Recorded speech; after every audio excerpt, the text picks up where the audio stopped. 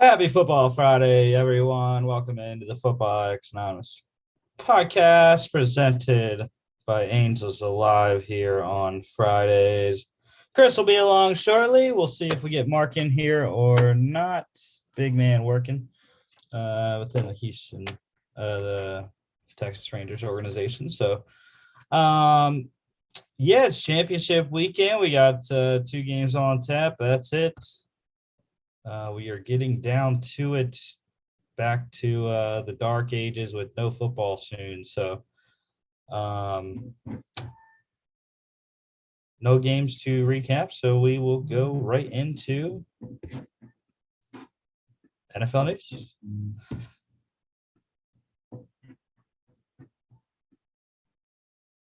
So starting off,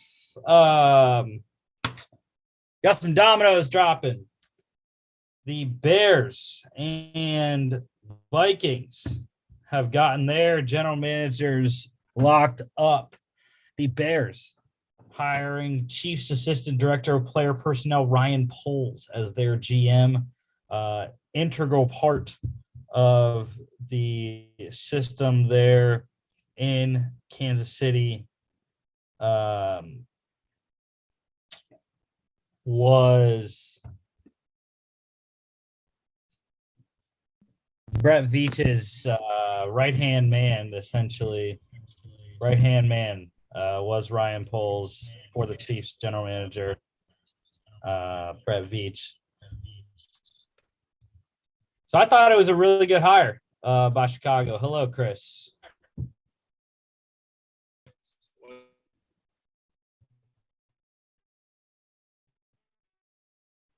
Did not hear a word he said. All I said was, "What's up?" You hear me now? Yeah. Now I hear. Getting some feedback, but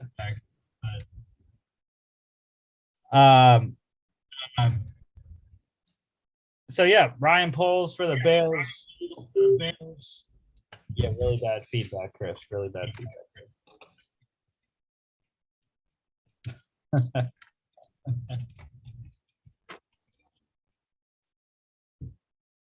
I thought it was really good hire though for Chicago. They also got their head coach, Colts defensive coordinator Matt Eberflus. Was an intriguing hire.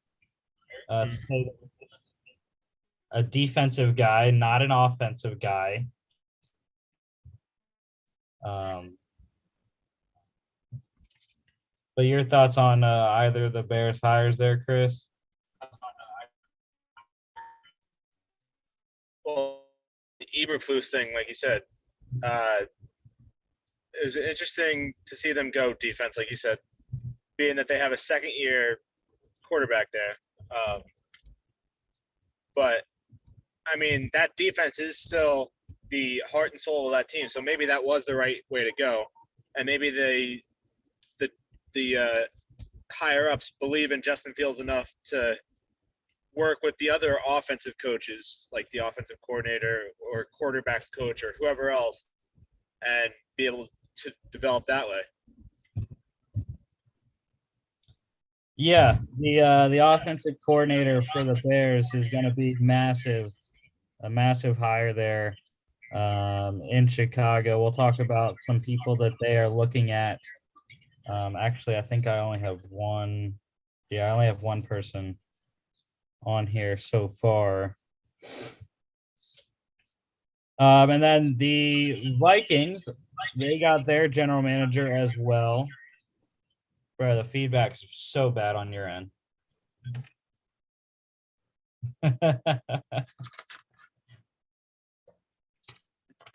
But yeah, the Vikings getting their GM as well, hiring Browns executive. I was trying to find his official title with the Browns. I had it in a prior show. Can't seem to find it right now. But Browns executive Kwesi Adolfo Mensa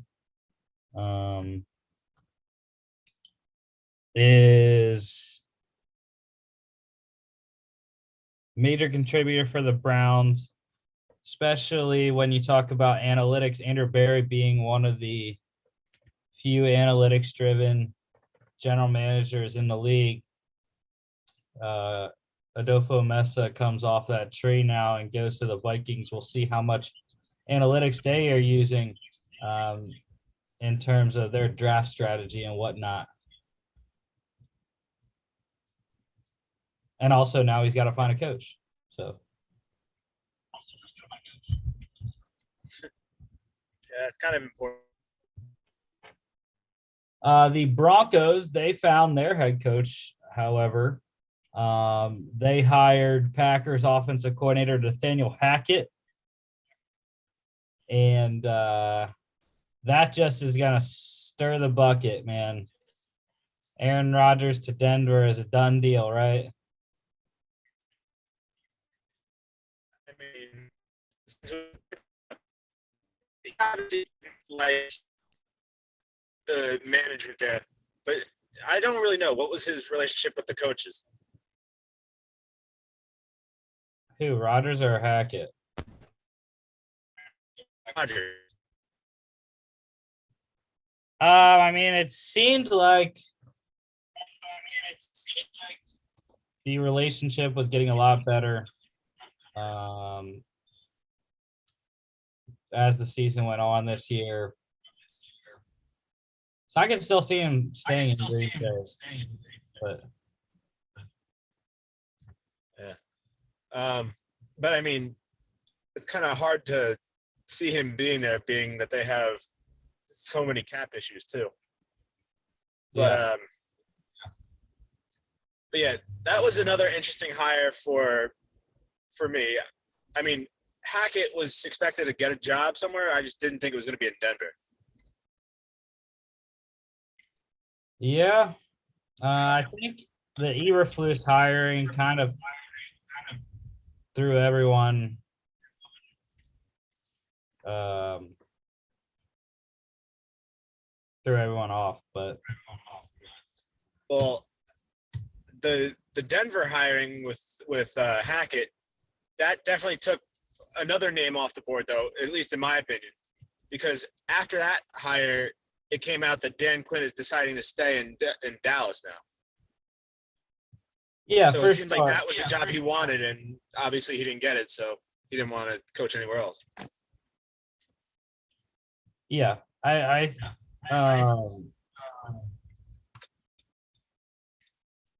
he most definitely wanted the Denver job, and I'm still getting feedback when I talk.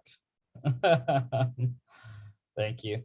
But yeah, Dan Quinn definitely wanted the Denver job. I think that was the only one that he was very much considering, even though he was interviewed for 6 of the now 9 head coaching jobs that were available. But I think it was always Denver for him, and he didn't get it. So he decided he wanted to go back, try to win the Super Bowl with the Cowboys.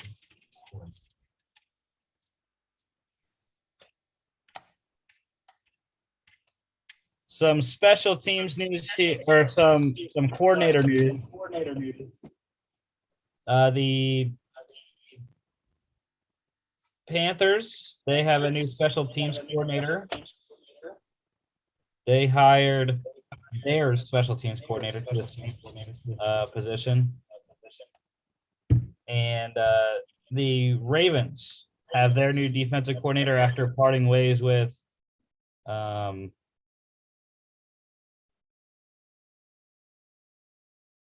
Wink Martindale earlier last week. They now hired Michigan defense coordinator Mike McDonald. Had a lot of success with Aiden Hutchinson and David Ojabo this year with the Michigan Wolverines. So we'll see how that translates to the NFL. As we know, college coaches not necessarily translating, as Joe Brady didn't for the Panthers.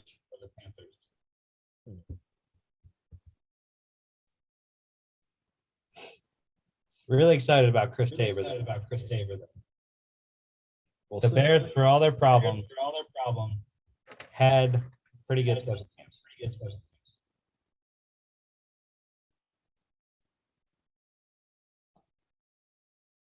And also with the Ravens, um,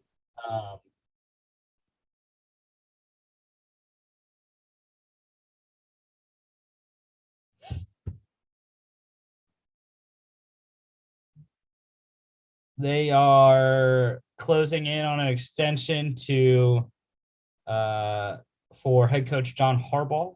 So look for that to get done within the next couple of weeks there.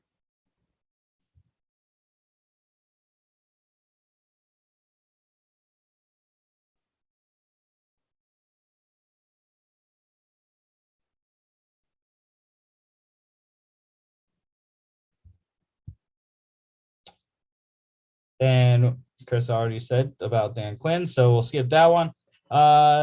Probably the biggest news other than the hirings of the GMs and the head coaches this weekend, Sean Payton. He has stepped away from the New Orleans Saints, will not coach in 2022. He is under contract through 2024. So if he would come back in 2023 or not, he would have to be traded for from some team. Yeah, I mean, it was kind of a shock to me. Obviously, there was rumblings of it happening like last week, or like we even talked about it on our Monday show. But I mean, I don't really blame the guy for leaving because the Saints are still in cap hell, and there's no bright future in sight right now for them, especially not at the quarterback position. But yeah, I'll be very interested to see what happens with him if he does decide to come back in 23. I mean, I know it's just speculation, but a lot of people I've talked to about the situation have said they think that he's setting himself up for the Dallas job next year when McCarthy gets fired because they do what they've been doing. Yeah, I think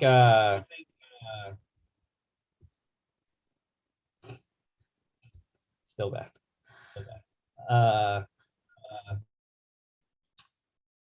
Yeah, I think Sean Payton, he's definitely going to do a 1-year broadcast tour. I know he has multiple offers from all of the major networks. So we'll see where he goes. If he joins his former quarterback and goes into the NBC with Drew Brees, but good.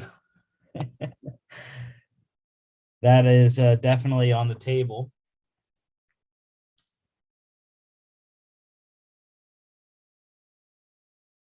But yeah, I don't know. 2023 is weird.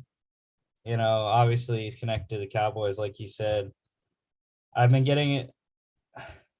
I don't think I've heard anywhere else yet, because obviously we don't know what the 2023 coaching openings are going to be. But Eagles beat writer Jeff McClain also wrote a thing about how the Eagles were connected because Sean Payton was the quarterback's coach in 97, 98. And actually, the Eagles wanted to extend Sean Payton for another year, which obviously 1999 was when Andy Reid came in, or 98. They drafted McNabb in 99. But then he went on and went with Bill Parcells and whatnot. But yeah, I mean, that would have been interesting. You know, the Eagles extend Sean Payton, and then he's the Eagles coach for so many years. Yeah. One of those NFL what ifs. Yeah, unmute, Chris. I forgot. But yeah, you can't really speculate what happened in the past. But I mean, who really made who between him and Breeze? Because obviously that was one of the best pairings in the 2000s and 2010s. So it's kind of like the Belichick Brady situation. Obviously, both of those guys are best at the sport, but like, I don't think if Peyton had taken over in Philly, I don't know if he would have really had the success that he did with New Orleans. I mean, he would have had McNabb at the number 2 overall pick in 1999. Yeah. But yeah, again, it's one of those alternate realities, alternate universes where the dominoes, the butterfly effect would just be crazy of what all would go down. But yeah, I think it was the last couple of seasons were very tough on Sean. Yeah, I think this year could have went way different for the New Orleans Saints had Winston not torn his ACL, because I think they were going. I believe they were 4-2 when he got hurt. Something like that. But they had the offense going.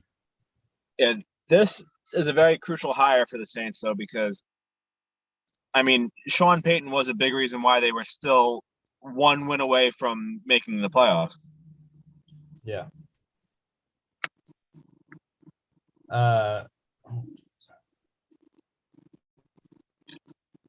Okay. So head coach interviews here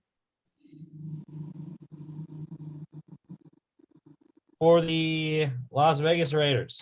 They are looking at Bucks DC Todd Bowles.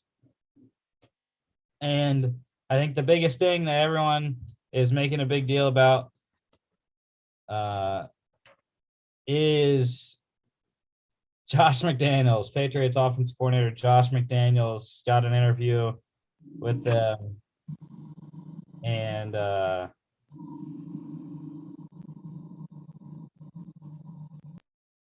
that could be Patriots West, Patriots Southwest, whatever, with the potential of Dave Ziegler also becoming the GM with the Raiders. And they could bring Josh McDaniels in as well. I mean, I don't know. I've never been a big fan of Josh McDaniels. Obviously, he had his chance with Denver. And then he's kind of always just been, I feel like he's one of those guys, just like Todd Bowles, as you mentioned him. They're much better off as coordinators. I don't think that they're head coach material.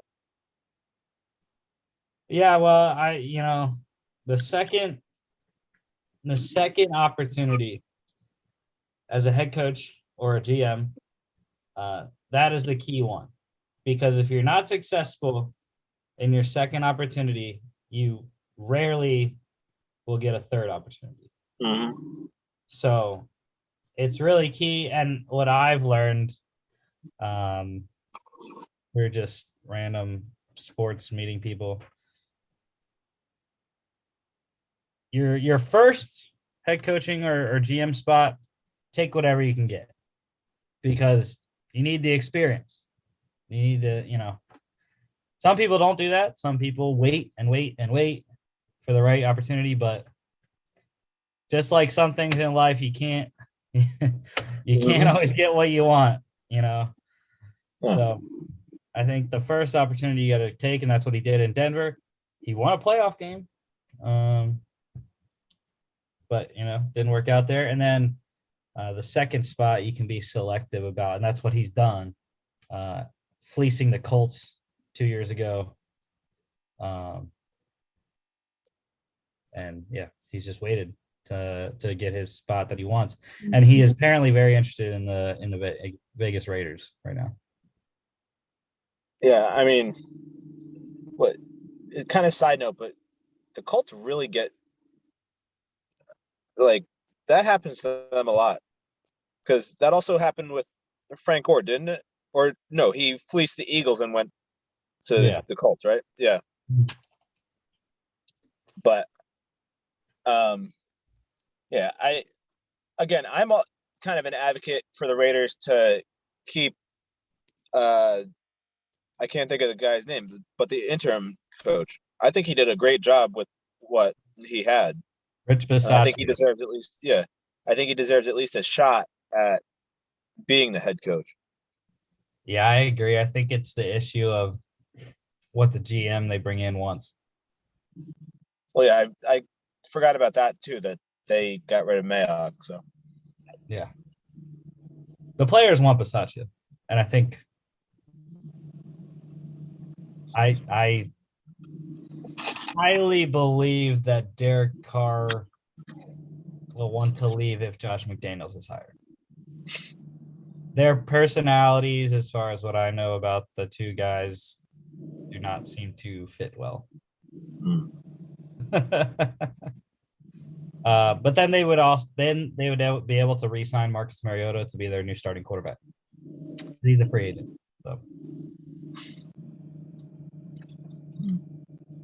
For the Saints job, they are interviewing their defensive coordinator, Dennis Allen, who is easily the favorite. Everyone believes Dennis Allen is going to get the job, me included. So, but they did also interview Lions defensive coordinator Aaron Glenn, who was the former secondary coach for the Saints before he was hired by Dan Campbell and brought with Campbell from New Orleans. And then they are also looking at Bucs offense coordinator Byron Leftwich and former Dolphins head coach Brian Flores, who is in a waiting pattern because he's a finalist for the Giants job, and that is supposed to be announced or finalized this weekend sometime. So if he doesn't get that, then he'll look at the Saints job. I believe that's how it's going to go. I mean, I don't know. There's some good options there. I mean, I like Flores, and I do like Allen as well. Aaron Glenn, I'm not too sure about though because he hasn't been like I don't even think he's been a coordinator yet. He was with the Lions last year. He's a defensive coordinator. Well, this year. We saw how that worked out too. So the Lions, a lot of injuries. But the Byron Leftwich one though, I don't know if I like that one. But I've also heard that he's pretty much a lock for the Jacksonville job anyway. Yeah, I was gonna put that on here. Hackett and who was the other one that were the finalists for? I believe Dan Quinn was another finalist for the Jags job. But anyways, yeah, he is the favorite in Jacksonville, but we'll get to they interviewed someone else as well. But Byron Leftwich, I think, is intriguing for the Saints. That would be a reuniting of him and Jameis Winston in New Orleans. Byron Leftwich was Jameis Winston's offensive coordinator for, I believe, just his last year. I believe so, yeah. In Tampa. So 30-30 season. So I mean, if Winston can reduce those interceptions, then I think he'd be great. I think he was at the beginning of the season this year too. I don't think he really turned the ball over too much. I think Winston is very much matured and learned a lot from Drew Brees and Sean Payton the 2 years that he's been in New Orleans so far. For the Giants head coaching job, they had finalists already, but they also went ahead and interviewed in-house candidate, assistant head coach / defensive coordinator Patrick Graham for their head coaching job as well. I'm in the Jags. So there was a story. The Jags plane was in Denver last weekend or this week. And everyone thought because Nathaniel Hackett was a finalist for the Jags job that it was in Denver to pick up Hackett and bring him back to Jacksonville. But that's not what it was there for. It was there to bring back former Broncos head coach Vic Fangio to Jacksonville for him to interview for the Jags job.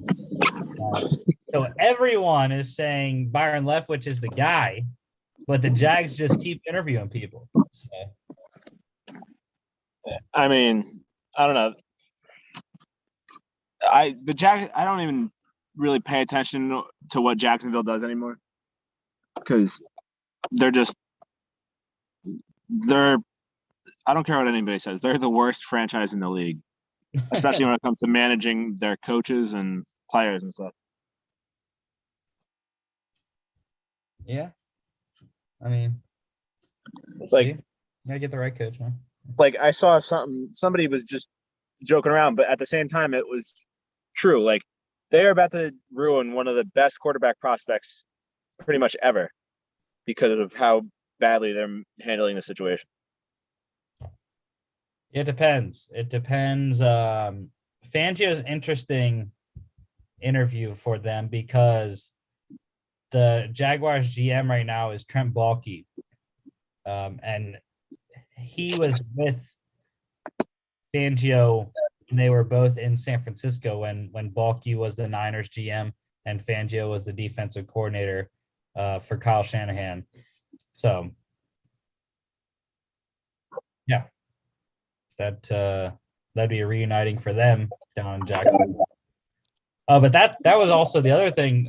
Some of the other candidates that they were talking about with the Jags head coaching job, there was discussion on whether Baalke would be able to survive a head coaching change. Mm-hmm. So we'll have to see if he does or not. But GM candidates are getting a little thin. That pool. So. Just a bit. And then the Texans, they added another person to their interviews for head coach. Rams offense coordinator Kevin O'Connell interviewed for a couple of the openings this cycle as well. So I have to report as well for the Texans. Josh McCown is a finalist for their head coaching job. He interviewed for the second time today. That'd be a very interesting hire because obviously he's well liked around the league. He's been on about half the teams, but yeah, I think he deserves a shot. But I've always been very skeptical of no matter who it is, whether it's a former player or what. But I've always been skeptical about like people getting a head coaching job immediately rather than going through the ranks like a lot of other coaches do. Again, we've never seen it in the NFL. Yeah. I think it's worth a shot. Why not? The Texans, I mean, they're not going to they can't really get much worse. Now, that brings up an interesting question too, though. Like, is there any fixing the Watson situation? No. He doesn't like the McNairs. So no matter who they hire, even if it's somebody he actually wants to play for or play with, he still wouldn't stay? Yep. That is correct. But I don't think it matters because, I was a big Davis Mills supporter this season. He played very well down the stretch. Mm-hmm. Kept them in a lot of games. And I think they have something. I mean, he's not a world beater yet. He's only a third-round pick, has a lot of development to do. But Josh McCown being a former NFL quarterback, he knows how to do quarterbacks. So, yeah. I mean, that is basically like I say he's just making the jump, but he was basically like the quarterback's coach for the last 3 or 4 years anyway. So, hey, man, he started a playoff game and he almost won the Eagles a playoff game against the Seattle Seahawks at home with a torn quad, off of the bone torn quad. That was my fondest memory of Josh McCown as a Philadelphia Eagle. All right, for GM interviews, just have the Raiders 2 additions there to their list. Falcons national scout and former Titans GM Rustin Webster, and Steelers pro scouting director Brandon Hunt. The Raiders added to their GM interview list. As far as coordinator interviews, this is a lot of stuff going on with coordinators now that the Broncos and Bears have new head coaches. They're trying to fill out their staffs, and the other teams trying to fill their staffs in from the guys that they are trying to replace.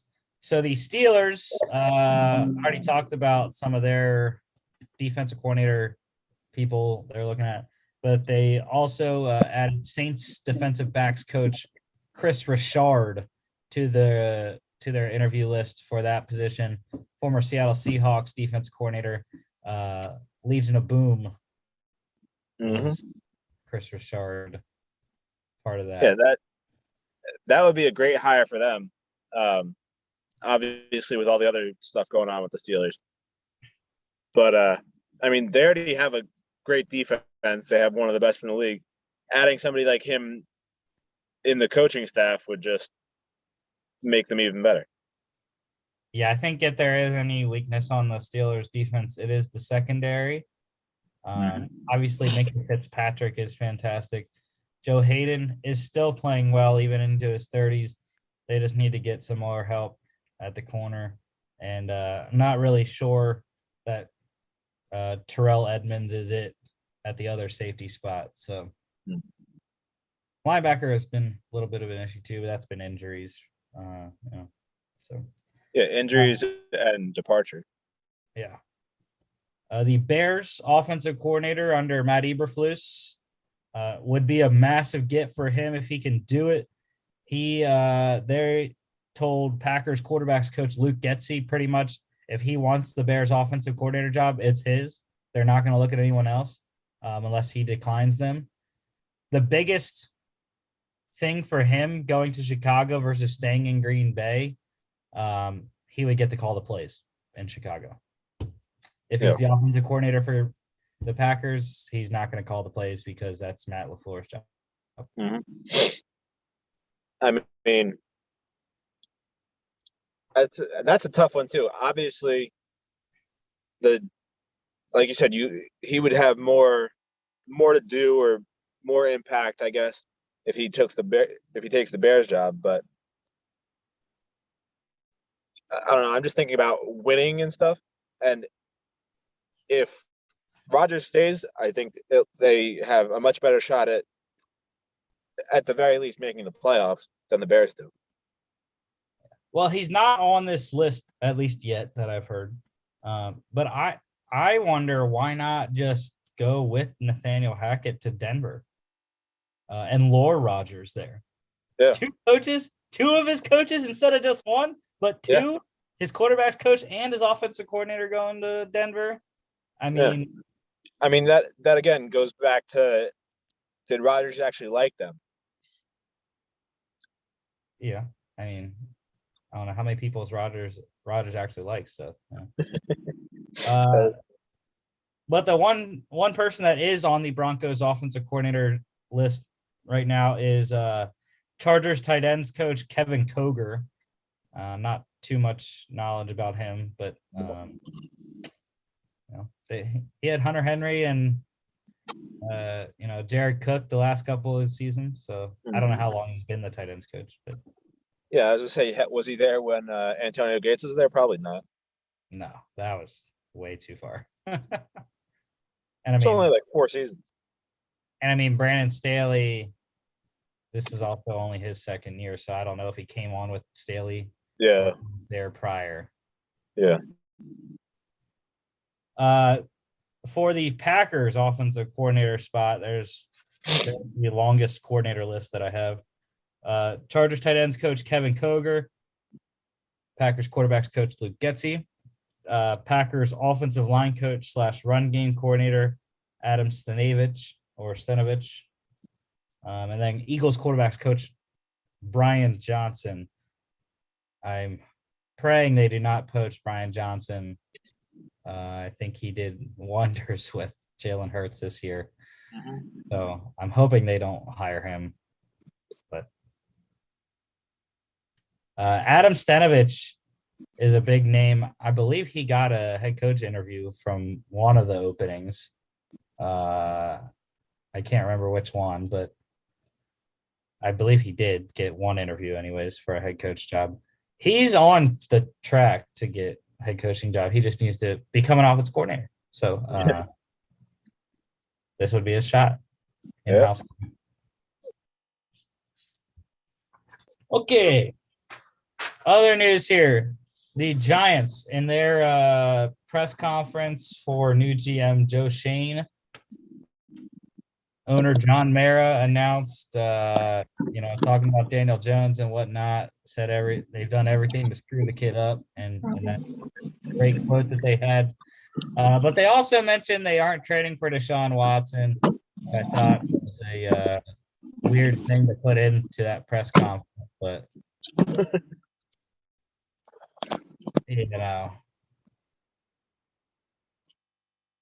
I don't know. Yeah. We've never heard the Giants in the conversation for Deshaun anyways, so. He just had it cleared up. That's one of the biggest stories going into the offseason as it's been for like the last 2 years.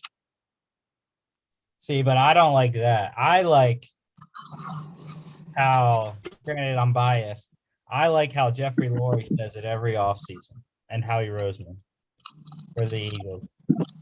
They say we are open to anything. We make sure we look into every possible trade and every possible move we can make. They look into that stuff, and a lot of the times it doesn't work itself out, and they don't do it. But there's sometimes where the price is right, and you pull the trigger. Yeah. So I'm in that boat where I would never say that we're never going to do something. Even though that's a double negative, but that's fine. Okay, we had 2 major retirements. The first one probably not as major to the general public because he's an offensive lineman. But he's a Hall of Fame offensive lineman. Should be in the Hall of Fame eventually. Eagles guard Brandon Brooks retired this week. Super Bowl 52 champ with the Philadelphia Eagles. Played with the Texans as an undrafted free agent from 2012 to 2015. Traded to the Eagles. I don't have the full trade details, but I know it involved a second-round pick. In 2016, played for the Eagles 2016 to now. But yeah, Super Bowl 52 champ, 4-time first-team All-Pro at guard, 3-time Pro Bowler, 9 years in the league. Brandon Brooks. Very good. Yeah. I didn't hear about the Brandon Brooks thing. But like you said, it's not as big to people maybe outside of the Eagles organization. But yeah, I do agree. I think he's had a great career so far, or not so far because it's over now. But I think he has had a great career and does have a shot at the Hall of Fame possibly, but we'll have to see. Yeah, and his 4 first-team All-Pros came consecutively. His first 4 seasons with the Eagles, 16, 17, 18, 19. He was completely dominant and the best guard, or one of the best guards. Him and Zach Martin probably in those years were the best 2 guards in the league, or whatever you want to say. But yeah, pretty big hole. Injured the last 2 years, only played like 9 games, I believe it was, or 4, something like that. And of course, the guy's jersey that I'm wearing. I've had this jersey since middle school, maybe.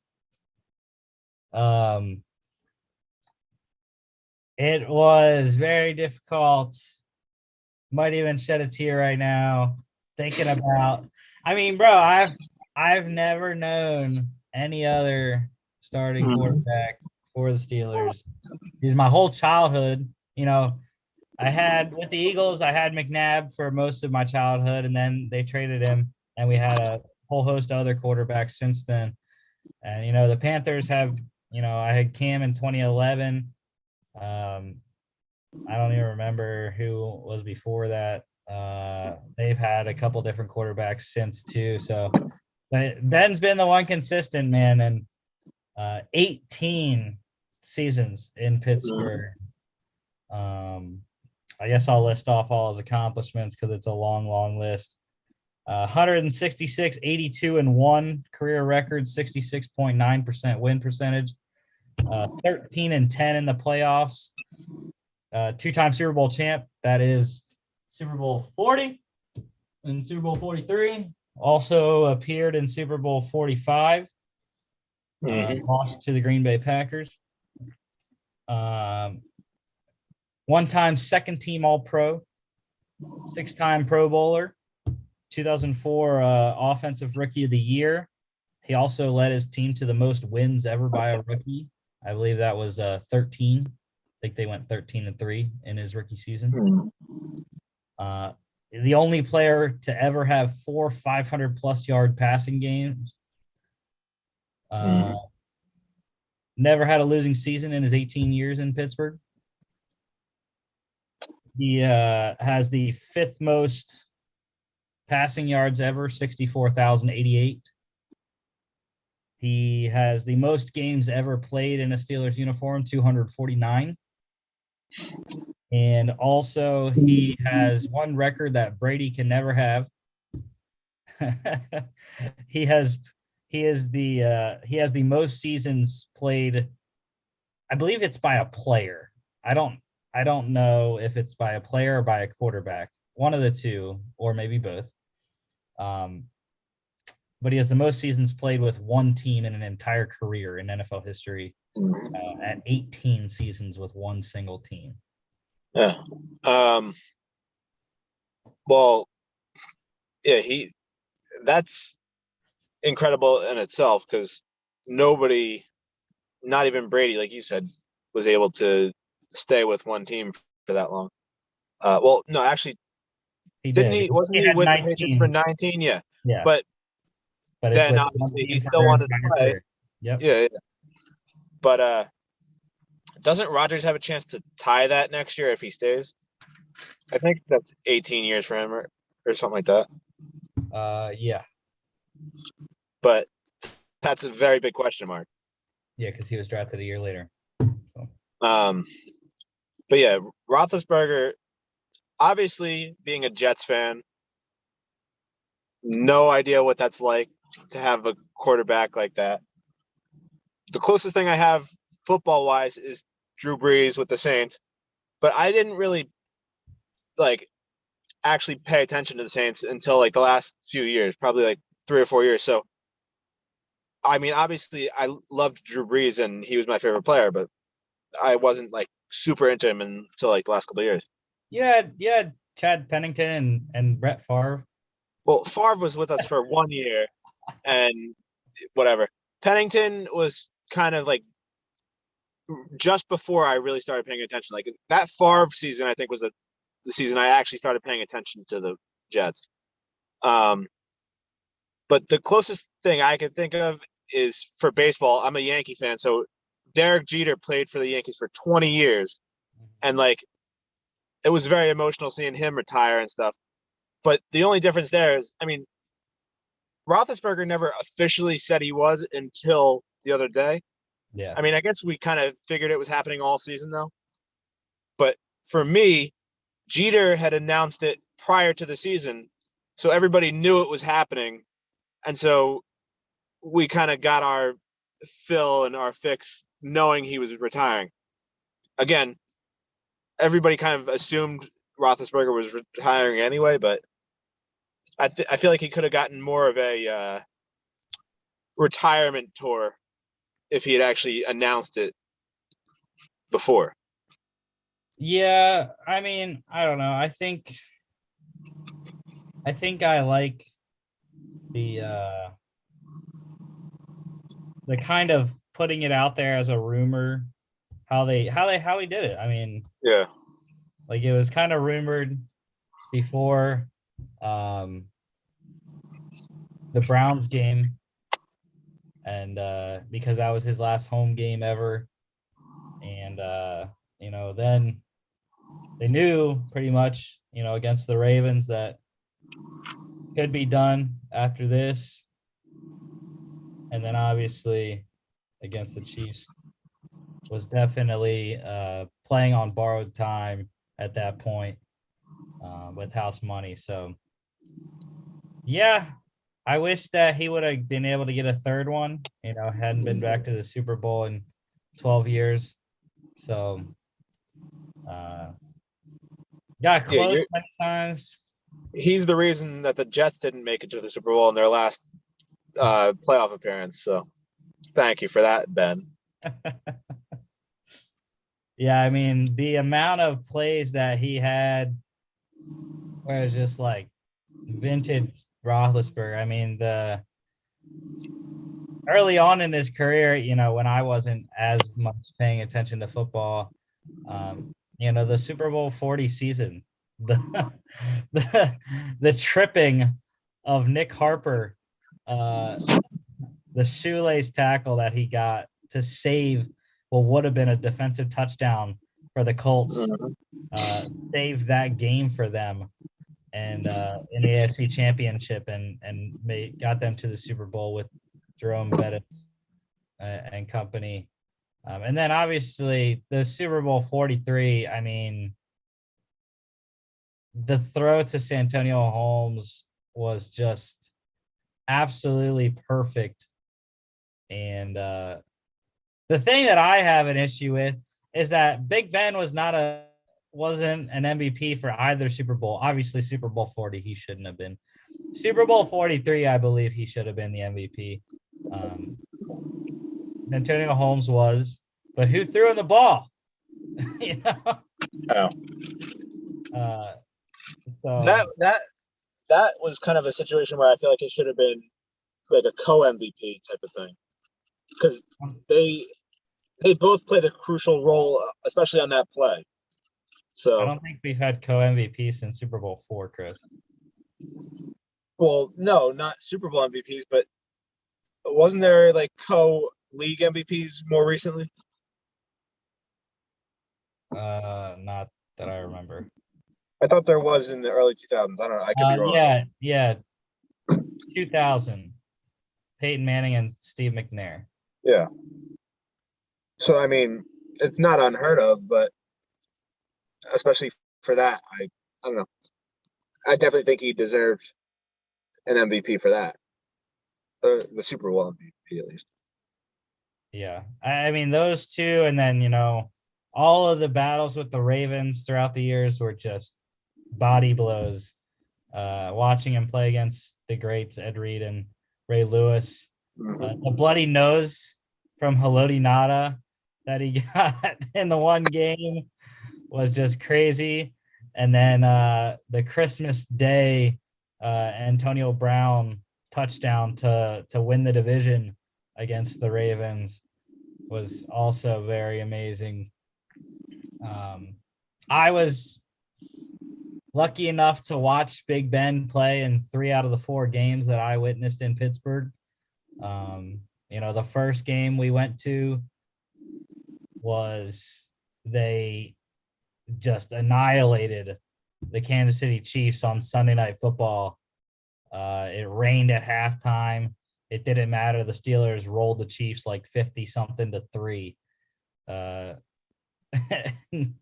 And then the next year we go back, Sunday Night Football once again. We had 3 of our 4 games that we witnessed were Sunday Night Football. It was crazy, crazy. We went back the next year, and all they did that year was win the division against the Ravens at home. And then the third year was probably the greatest game that I ever watched in Heinz Field. It was a 4:25 kickoff, and we beat Brady. I mean, the Steelers finally beat the Patriots against Tom Brady, and it was crazy, man. The stadium after Joe Hayden picked off Brady to steal it. And then the last year we went, Bren wasn't playing. They lost to the Bills on Sunday Night Football because that was his injury year of 2019. So.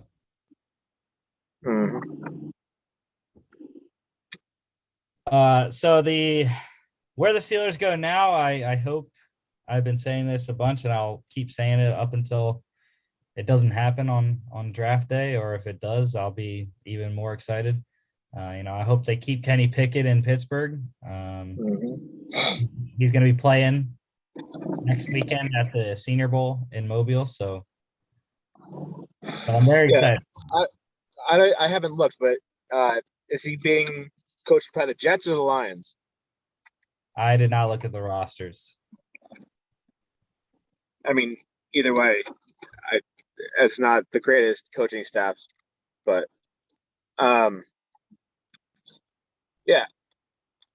Just out of curiosity, since you are a Pittsburgh fan, though, if Pickett is off the board, who would you want them to go for? I don't know. I don't really have a ranking yet of the quarterbacks. Obviously, we're going to do that coming up in the next few weeks or month or whatever.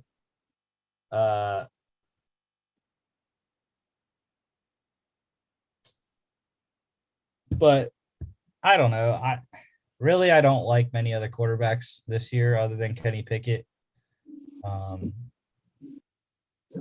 The cases can be made for all the others. Desmond Ridder, Sam Howell, Malik Willis, and whatnot.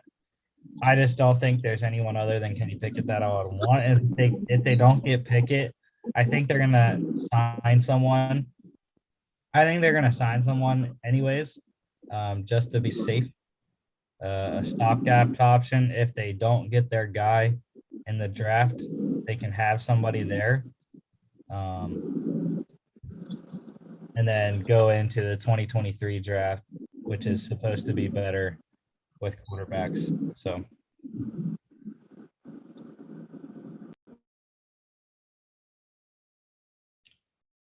And it looks like Kenny Pickett is coached by Jets. Actually, you know what? Looking at that, though, I completely forgot. If we can't get Kenny Pickett, I am most definitely perfectly fine with one of the two guys here. Carson Strong, who I think is a Big Ben clone. Massive 6'4", big arm. Tough guy. Fits the Pittsburgh mold. Or my guy, who is smaller, I believe, anyways. I don't know exactly. I could probably click on his name and it will show me. Maybe not. Or I don't know if they don't have the height weights up yet because they didn't do that. Because that's one of the things that they do at the Senior Bowl. But anyways, Bailey Zappi, So there's three. There's three for you. Pickett, Strong, and Zappi. I'm kind of surprised that you're not a big fan of Matt Corral, because I thought you were coming. Oh, I forgot Matt Corral. Yeah. Matt Corral's on the list too. Yeah. But I mean, I might be able to wait until the second round to get one of those other guys. Obviously, Pickett probably won't last to the second round, but I know Zappy probably will. Carson Strong, he might be a late first rounder, but Yeah, Pickett, Corral, and Strong probably all go in the first. Strong is more likely the guy that would go in the second round. But even if he goes in the second round, the Steelers would more than likely have to trade up for him or trade back for him.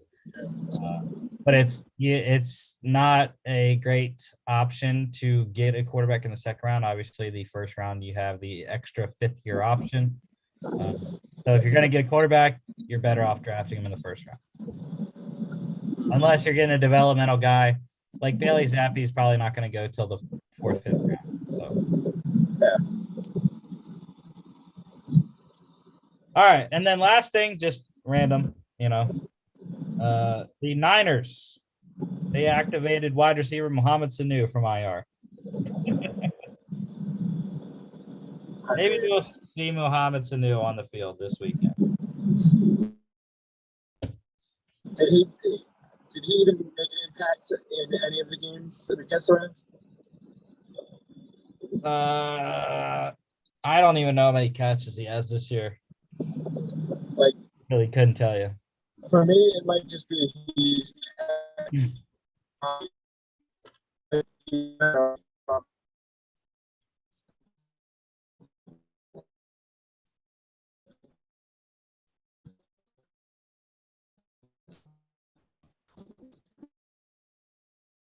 Nice spot you're going through, Chris.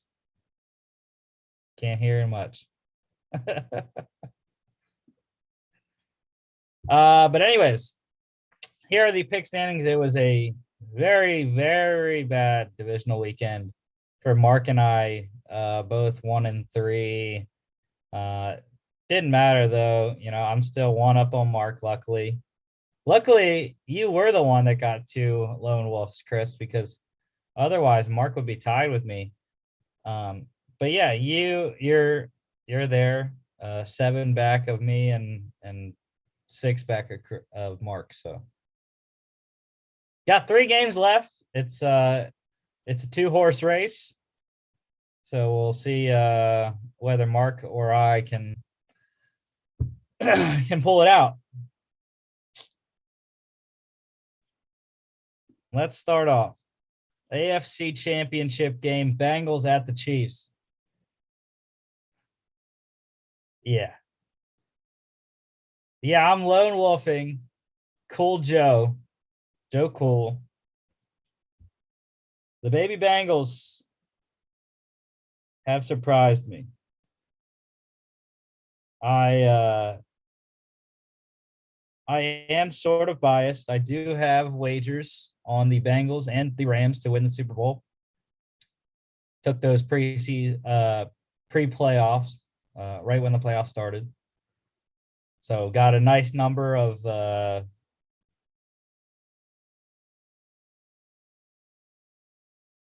plus 1750 for the Bengals and plus 600 for the Buffalo Bills. So really good there. I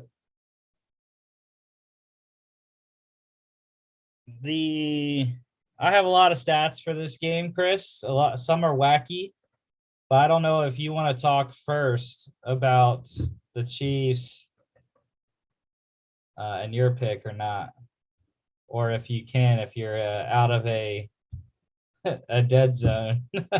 Oh, well, it would help if I unmuted myself first because I was just talking, then I realized that I was muted. But anyway, here's my thing with this game. I think the Bengals have a very good shot at winning this game, and I'm actually going to be rooting for them. I mean, I haven't put any bets in or anything yet, but I've been saying it all playoffs long. I'm rooting for the Bengals because they beat the Jets. I mean, the Jets beat them. So I would love to say that the Jets beat the Super Bowl champions. Plus, the Chiefs are starting to annoy me as much as the Patriots did. I made that connection earlier this week. So I want some more variety, and I would love to see the Bengals get into the Super Bowl. However, the Chiefs have been to this is their fourth straight AFC Championship game. They're in the middle of a 2-game Super Bowl streak. So until they're beaten, I just can't pick against them. All right. Are you ready for the flurry of stats that I'm about to throw at you, Chris? Go ahead. They are so fun, man. And almost all of these came from a Didi Kinkawala, the AFC North reporter for NFL Network. So, first off, the Chiefs scored 42 points last week. Bengals scored 19. In the last 25 years of the NFL playoffs, teams coming off a game of scoring 40 or more than 40, and a team coming off scoring less than 20. The team that scores less than 20 has won 7 out of 8. Yeah, I believe it. All right, that's the first one. We got a bunch more. Don't worry. This is the crazy one, the weird one that's kind of out there. But the Chiefs and Bengals are meeting for the first time ever in the playoffs. Wow.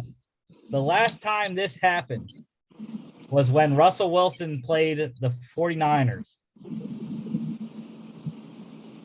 That's kind of surprising too, considering that they're division rivals. And on Super Bowl Sunday, that was the year that the Seahawks won the Super Bowl 48. On Super Bowl Sunday, Russell Wilson was 25 years and 65 days old. All right. This Super Bowl Sunday, February 13th, Bengals quarterback Joe Burrow will be 25 years and 65 days old. Dude, it's It's setting up for it. all right, here's another one. There's 31 of the 32 NFL teams have made the conference championship game. The only one that hasn't is the Houston Texans. Wow. Of the 31 teams, there are only 2 teams that are undefeated in conference championships. Do you know who those teams are, Chris?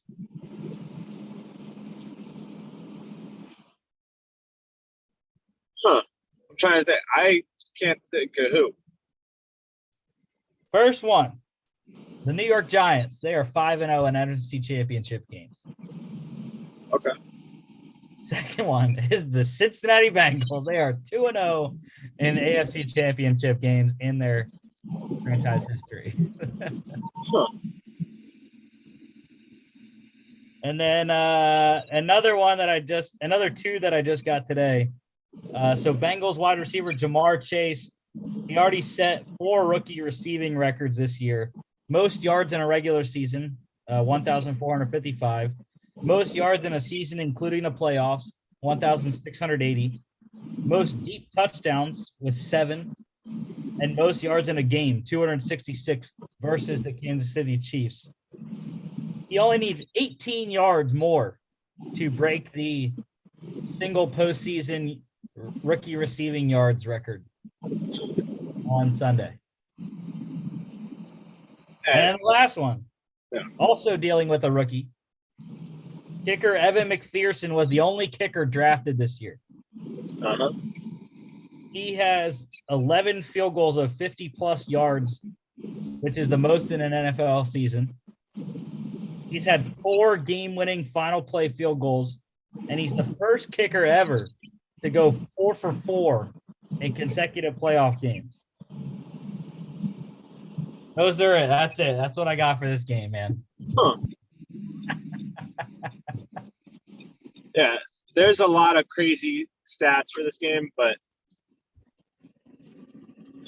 I mean, I think this is going to be a great game, but I think we already saw the best game of the playoffs last weekend in Kansas City. Yeah, I think no one there's not many people that are giving the Bengals a chance. There's a lot of people that want the Bengals to win, but aren't picking them, like you. Well, again, I can definitely see me being wrong though. I can't go against the experience here. See, but I don't care, man. I mean, we've seen they're unfazed. The Bengals are totally unfazed by the moment. Yeah. You know, they went in to a raucous Nashville Nissan Stadium in Tennessee and won with defense. That's the thing. They've been winning with defense. And Yeah. I think that's the Well, biggest obviously key. they haven't been winning with offense, getting sacked 9 times last week. Well, yeah, I think the Bengals, obviously you have to look at that game that they played against the Chiefs this year already. But I think they're going to run the ball. I mean, they have to run the ball. I think they did that well against the Chiefs in the first matchup, if I remember correctly. Obviously, for the Chiefs, they can't let Jamar Chase go for 266 yards and 3 touchdowns or whatever he did. Yeah. But I don't know. You know, we have to look at the status of Tyrann Mathieu. He's coming off a concussion, so that'll be key. I just think the Bengals are the most underrated defense left in the playoffs, and they're gonna show people that they shouldn't be underrated anymore. Yeah. With Trey Henderson, Logan Wilson, and Mike Hilton too. Yeah. Oh wait, the Bengals have obviously been to the Super Bowl twice, but I can't remember. Did they win any of them? No. That's They what I lost thought. to the So, Niners. Yeah, they lost to the Niners and they lost to the Giants, I believe. Maybe not. that's another reason, because they're still trying for their first one. So, and this is probably one of the best shots they've had, obviously, 31 years.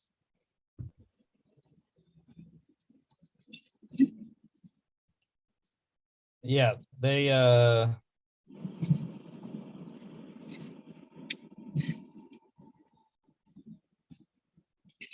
lost to the Niners in Super Bowl 16. And they lost to Oh no, I thought that was right. I thought I was right, man. They lost to the Niners twice. No. That's Well, what I was sworn I was right. Yeah. could we see round 3?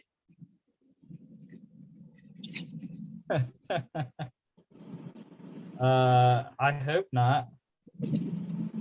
Yeah, me too.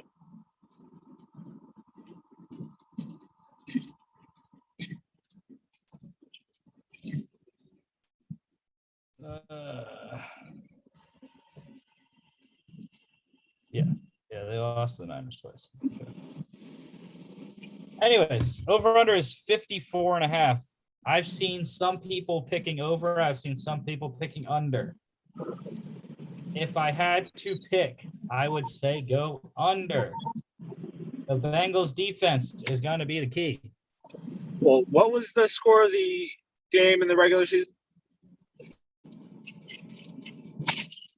It was a high-scoring game, wasn't it?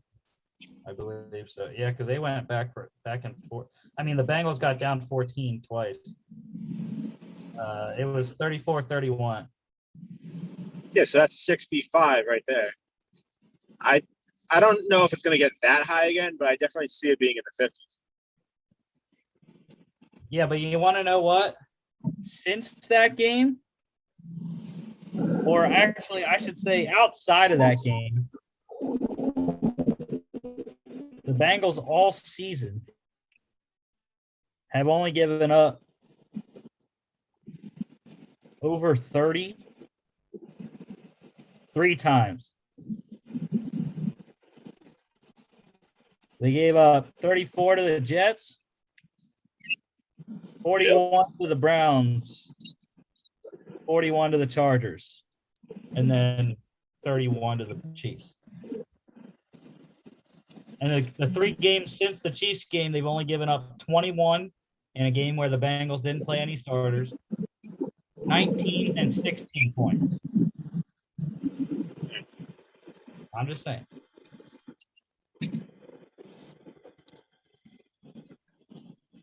All right, that's 3 p.m. on CBS. Yeah. Well, I was just gonna say, like, the Chiefs are a different animal, though. We saw what the Chiefs did to the best defense in the league last week.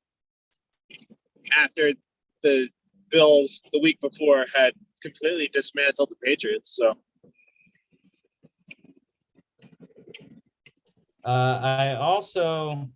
I haven't looked at it, but we're gonna look at it live. Just checking on conditions, projected conditions for this game here. So, looks like a nice day. 49, 5 to 10 mile an hour winds, pretty good. So it's going to be a nice day in Kansas City for this game. Anyways, 3 p.m. CBS on Sunday. And then the other game, NFC Championship game, 49ers at the Rams. I don't like it, Chris. We're all picking the same team. Mark knows how we feel about this. This game I'm definitely not as sure about as the other one. Because obviously these two are division rivals. The Rams have been struggling against the 49ers, but I don't know. I think this team specifically, I don't think I've cheered for a team that's not one of my favorites harder than I've cheered for this Rams team in these playoffs. I just want Matthew Stafford to get a Super Bowl so bad. And this is obviously the best chance he's ever had. And yeah, I definitely think that they right the wrongs that they've had in the past against the 49ers and ultimately win this game. Yeah.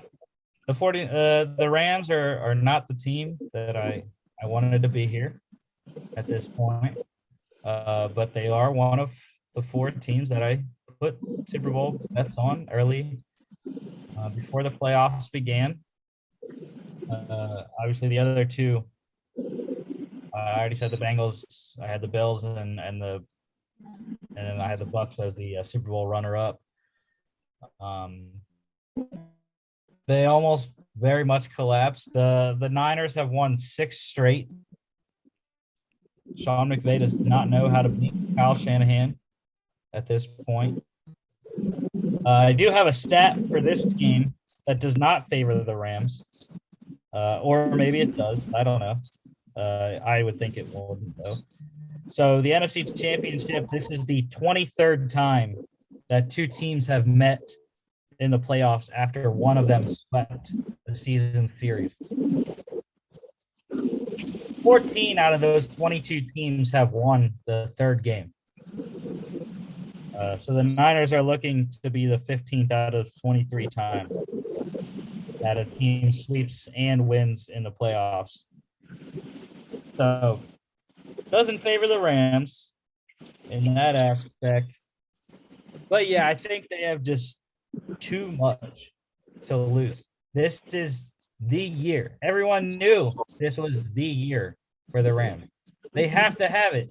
I mean, if they don't win the Super Bowl, fire Sean McVay and Les Snead because they don't deserve it.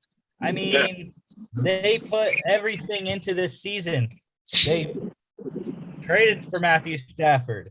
They traded for Von Miller. They signed Odell Beckham Jr. midseason. I mean, you can't not win the Super Bowl. Not that I want them to win the Super Bowl. I want them to get there, but Yeah, at some point, like Mark says a lot, streaks have to come to an end, and 6 straight against one opponent is tough to keep going. Unless the Niners are in their heads.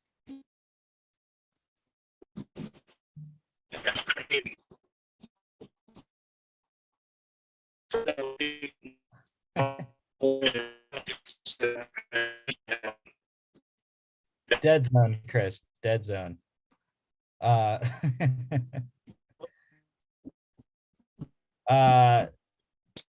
What I will say for the Niners, though,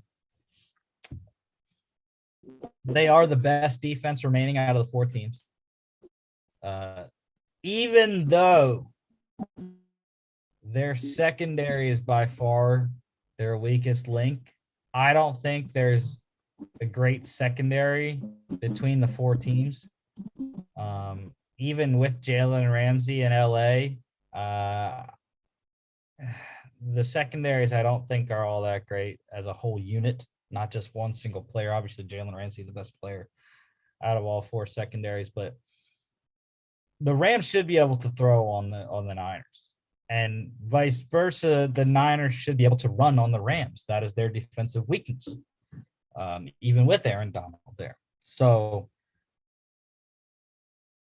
I'm hoping for the LA Rams to win.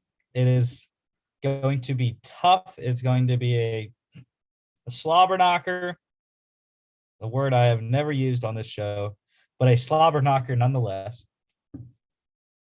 And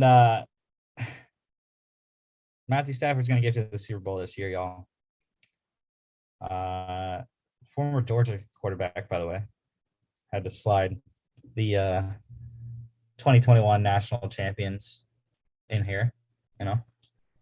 Thank you, Mark, for sending me this. But the over-under here is 45.5. And I like the over. Some will be surprised thinking that the Niners defense and the Rams, Aaron Donald, Jalen Ramsey, they're going to keep it under. But look, the Rams have scored 30+ in their 2 playoff games against the Bucs. And the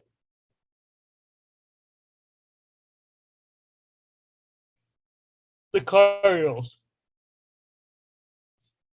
So that is my factor. That's it. That is my stat. The Rams have scored over 30 points in both of their playoff games.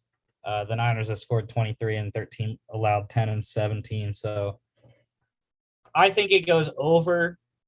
It's kind of a bold over pick of 45.5. But like I said, my one stat for the over, the Rams have scored over 30+. Have scored 30+ in both their games this postseason. So they scored 30 or more. All the Niners got to do is score about 17.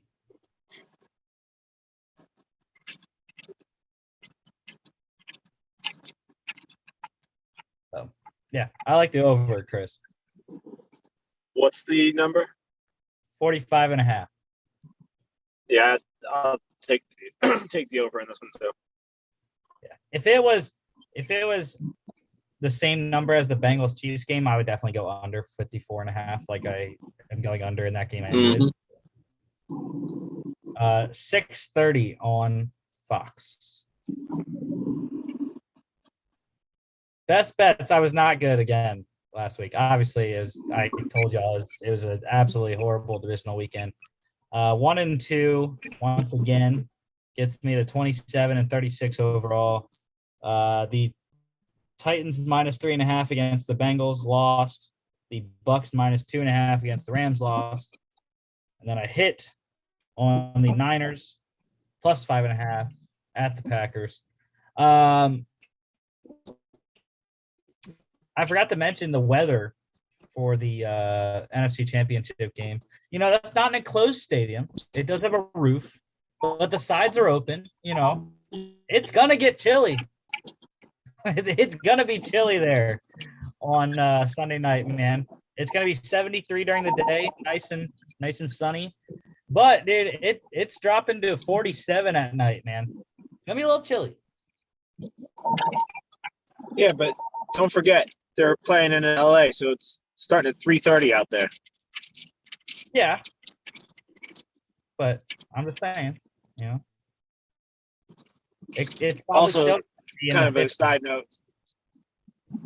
Yeah, kind of a side note since I kind of went out there at the end of talking about the game, but it's also kind of funny that a team for the second year in a row now has a chance to host the Super Bowl in their home stadium. After it had never been done in league history, it's about to happen twice. Yeah. Except this year they're going to lose in their home stadium.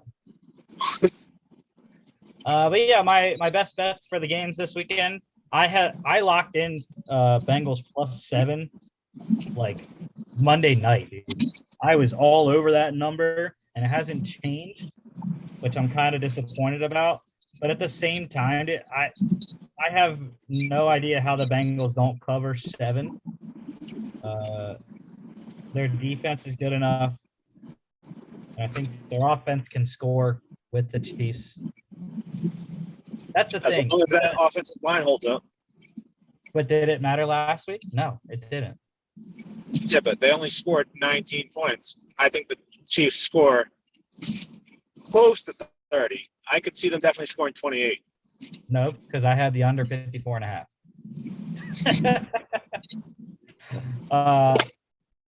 So yeah, give me a Niners Packers score with 13-10. That'd be very nice for the Bengals. With the Evan McPherson walk off, like he's done the first 2 games. Yeah. And then the NFC title game, I like the over 45.5. I just said my reasons for that. Obviously, don't take my word on it. As you can see, I'm only hitting, what is it?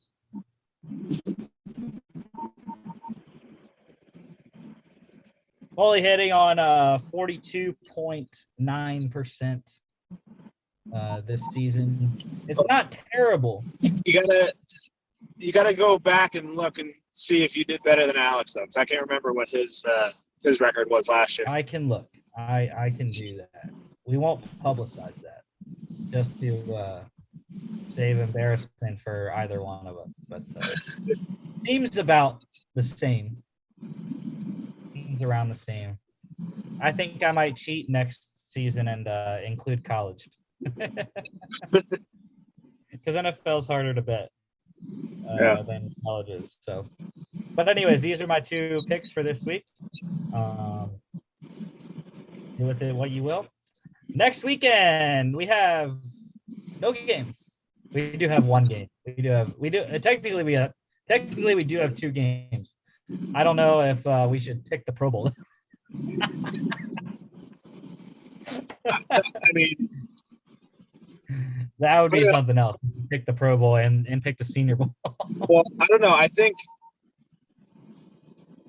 don't know, because you and Mark have a chance of being tied here. Because if the Chiefs do win, then you guys are going to be tied. And I guess the Super Bowl, as long as you guys went different, would be the tiebreaker. Well, but who knows if that would actually happen. If the Chiefs win, I can assure you that Mark and I will be on the same side in the Super Bowl. I can almost assure you, considering he is a Rams fan and considering I would pick the Rams at that point. Yeah. But anyways, yeah, next weekend is the Senior Bowl, Reese's Senior Bowl in Mobile, Alabama. I wish I was there. I thought about it. I thought about skipping a whole week of school to go down and spend money down in Mobile and promote the brand, to the other NFL execs down there, but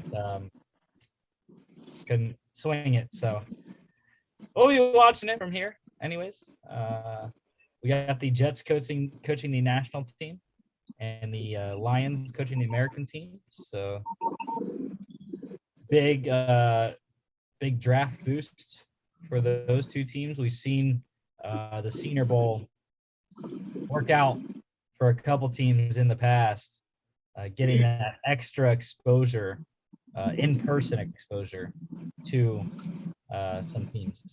So, or to some of the prospects for this year's draft. Yeah. It'll. Really I mean, cool. both of these teams, I think it'll help a lot because the Lions have the number 2 pick, right? And the Jets have number 4, number 10. So there's a lot of big decisions to be made with all of those picks. Yeah, because it's always the top 2 worst winning percentages always coach the teams, but it's the worst 2 winning percentages with their coaching staffs intact. So obviously the Jacksonville Jaguars don't have a head coach. That's why they're not here. And neither do the Texans. Yes, that's correct. So that is why the Jets are doing it, which again, I'm fine with. Like you said, it helps them with a little bit more scouting. Yeah, and I think it helps very much for the Lions as well. Looking at quarterbacks, 6 of them here in that game. Not that they're going to pick one at number 2, but I think for their second pick, potentially even if they fall in love with a quarterback, they're very close having the second pick in the second round. They could trade up on draft night to get that 5th-year option, which we have a very, trade savvy team that is going to be at the back end of the first round anyways, if you know who I'm talking about.